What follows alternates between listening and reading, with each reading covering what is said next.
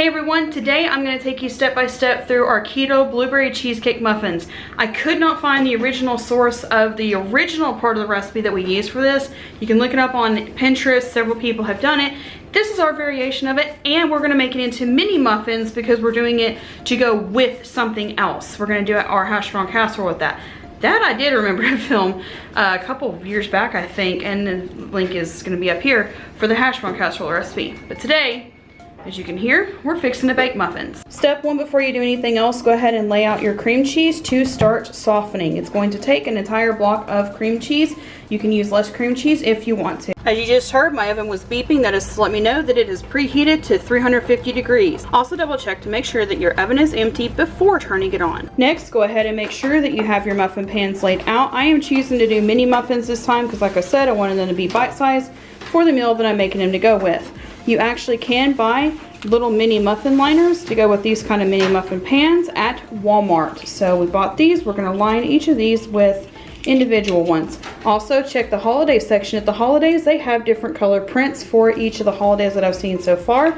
We also checked out some at Aldi's that were Christmas print back at Christmas time. Just to let you know, you can use any size muffin pan that you want. You can use full size. Like I said, I'm using the bite size this time. You can also use the mega muffin pans, and we have also made them into mini loaf pans. First ingredient that you're going to need is almond flour. You can use any nut flour you want.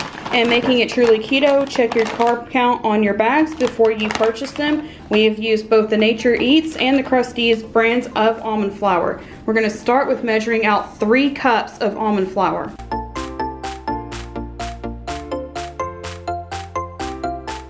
Next, we're going to add 2 tablespoons of baking powder. This baking powder is certified to be gluten-free, so we are going to, there it is. We are going to use this baking powder specifically because the other goal for this is not just to make it keto, but to make it as a gluten-free snack.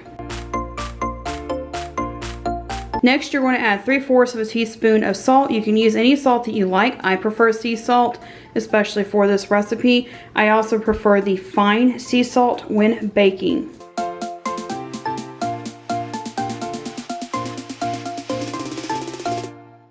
Next, we are going to mix all of our dry ingredients up. I'm going to choose to use the spoonula for mixing this since I'm going to be mixing and eventually scraping into the muffin pans. This spoonula comes from Star Pack. It's a brand that you can purchase on Amazon, and I will link it in the affiliate below. But like I said, next we're going to just mix the dry ingredients until they are mixed together. Next, we're going to start adding our wet ingredients. You can choose to do wet ingredients in a separate bowl. I did not because I did not want to have to wash a second mixing bowl, just to be honest. First wet ingredient that we're going to add is an entire pint of heavy whipping cream. We choose the heavy whipping cream from Aldi's because it is the only brand we found that has 0 grams of carbs.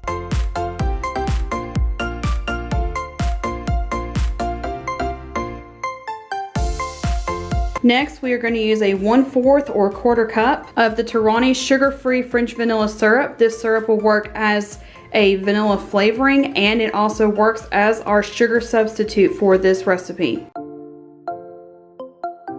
And lastly, of our wet ingredients, we are going to be adding 3 large eggs.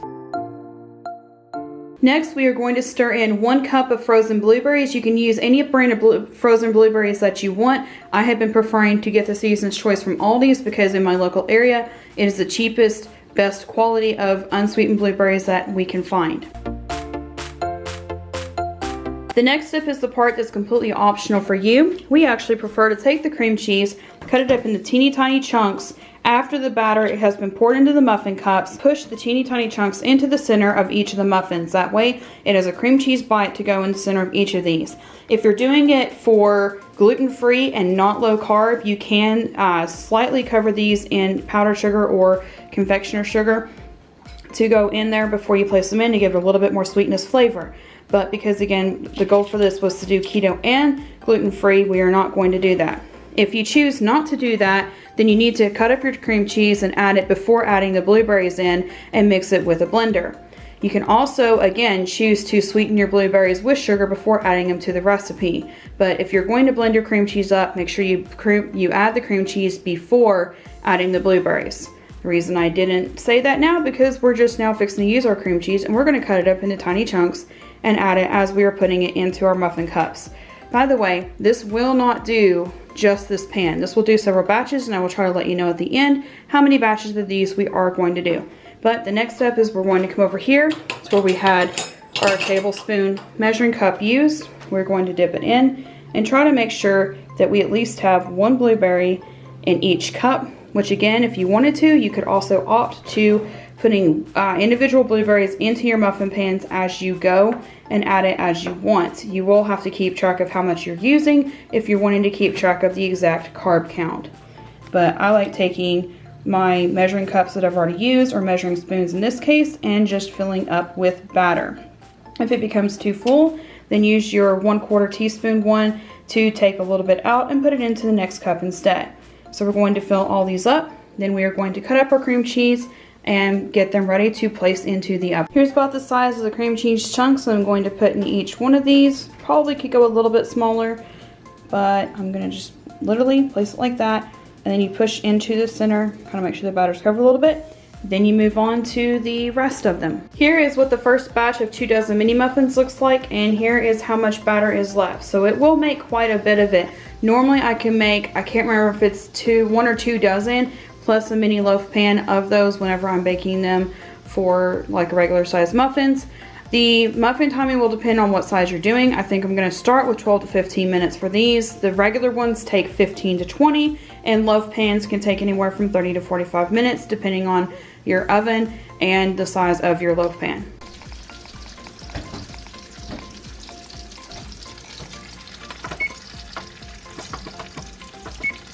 Here's what they look like out of the oven for 12 minutes. Let's put one on a plate and cut it in half.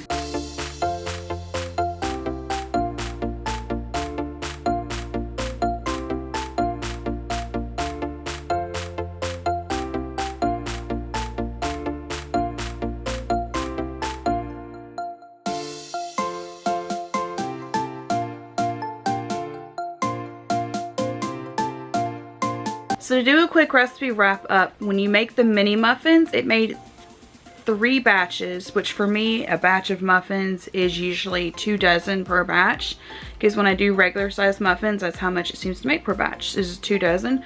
So it made a total of 30, let's see, 60, 72. It made 72 muffins. So it made 72 mini muffins. And I think it made just exactly that much, and it used the entire block of cream cheese. So keep that in mind when you're making it. Like I said before, sometimes we've made them and then had like a mini loaf pan left over. So it just depends on how much you're making and how you make it. But they tasted really good. I am gonna try them with more egg next time. When Matt was cutting it apart, he's like, why is it so crumbly? And I said, well, most keto muffin recipes are that way that I've made. And he said, well, I think we should add more egg, because I think that if we add more egg, it won't be as crumbly. So I was like, ooh, that's a good idea. So we're gonna try it again with more egg. And I'm not gonna do another recipe video for that, but I might like throw it up on Instagram or something. But I'll let you know. But anyways, let us know if you try the recipe. Let us know if you add more egg to it and if you like it better that way, or if you like it crumblier. Some people like their muffins crumblier. I don't know. Let us know if you like it though. Thank you so much for watching, and we will see you next time.